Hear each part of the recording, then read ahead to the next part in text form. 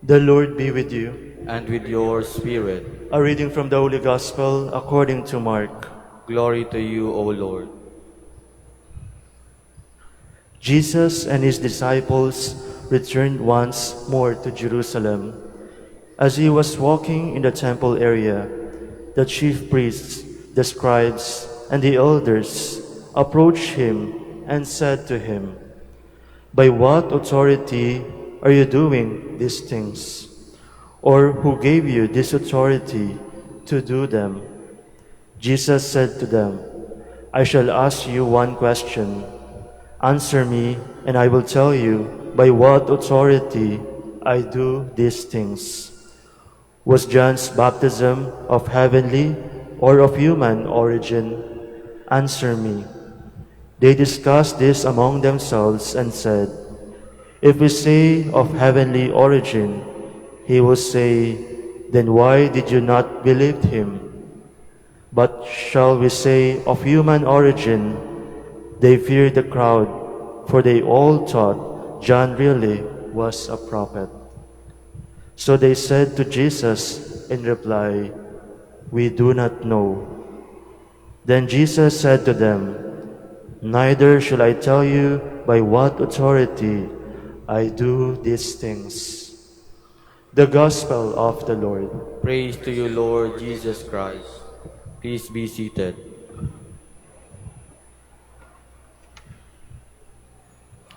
Magandang umaga po sa inyong lahat. Welcome po sa Minor Basilica of Our Lady of the Rosary of Manaoag. Mga kapatid, kailangan natin bigyan ng konteksto yung katanungan ng mga Pariseo at mga pari sa ating Panginoon. Nang tinanong nilang Panginoon, "By what authority are you doing these things?" Ang konteksto po niyan ay kung kayo po ay nagsimba kahapon, yun po yung pinanggagalingan ng tanong na yan. When Jesus entered the temple and started to drive out merchants within the temple area. Nagalit siya. Actually, those are the few moments that we can find our Lord losing His calm. And yet, yung po isang bagay, nakatanong-tanong sa kanila, "By whose authority are you doing these things? Bakit mo ginagawa ito?" And yet, in the face of those questions, ano po ang narinig nating sagot sa ating Panginoon? Sinagot niya po ba yung katanungan? Ang sagot po doon ay hindi. Hindi niya sinagot. In fact, He returned the question to them. Ibinalik niya yung katanungan sa kanila. At kung titingnan po natin, yung katanungan na ibinigay ng Panginoon sa kanila, ano po ang kasagutan na ibigay ng mga Pariseo at mga pari? Simple lamang po, wala. At the end of the day, when they asked Jesus a question, their answer is, when Jesus asked them a question, their answer is, "We do not know." Kung titingnan mga kapatid, ganun po madalas ang encounter natin with the Lord. When we ask ourselves before the Lord, when we ask the Lord in our life, we cannot actually see yung kanyang plano sa buhay natin as long as we cannot make Him bigger and we become lesser.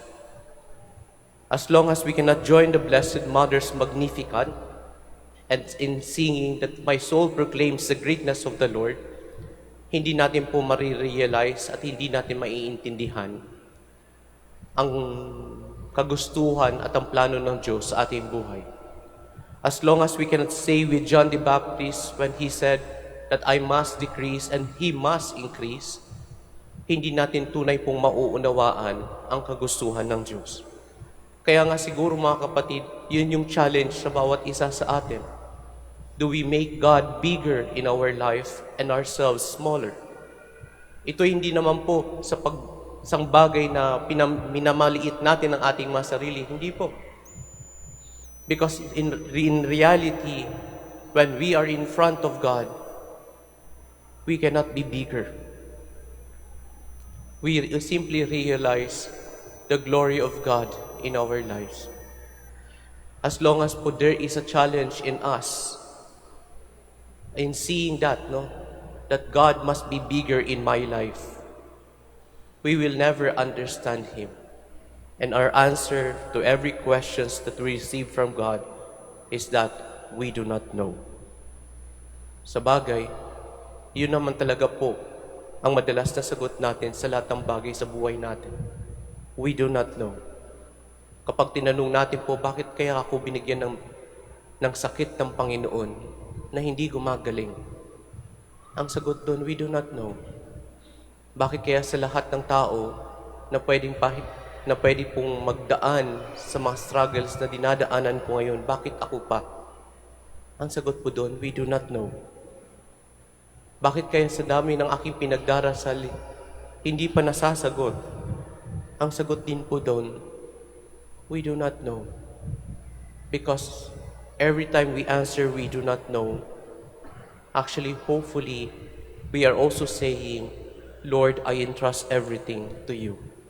Isinusuko ko ang lahat sa iyo. Hanggat hindi natin po tunay nga po na hindi natin lubusang maiintindihan ang kagustuhan ng Diyos sa buhay natin. Tunay nga po hindi natin lubusang maunawaan ang lahat ng pwedeng ibinibigay ng Diyos sa atin.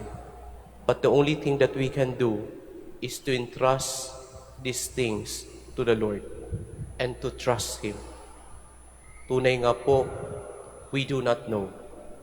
And yet, when we entrust everything to the Lord, we know that we can be confident that the Lord knows all. Kaya nga po sa ating pagpapatuloy ng misa, as we celebrate this feast of the Lord, let us remember that let us submit ourselves to Him. Let us remember that the only person that we can entrust with our life is the Lord. And we simply have to submit to His plan. We do not know. Hindi natin alam. Yun po ang totoo. But we know that the Lord knows. Amen.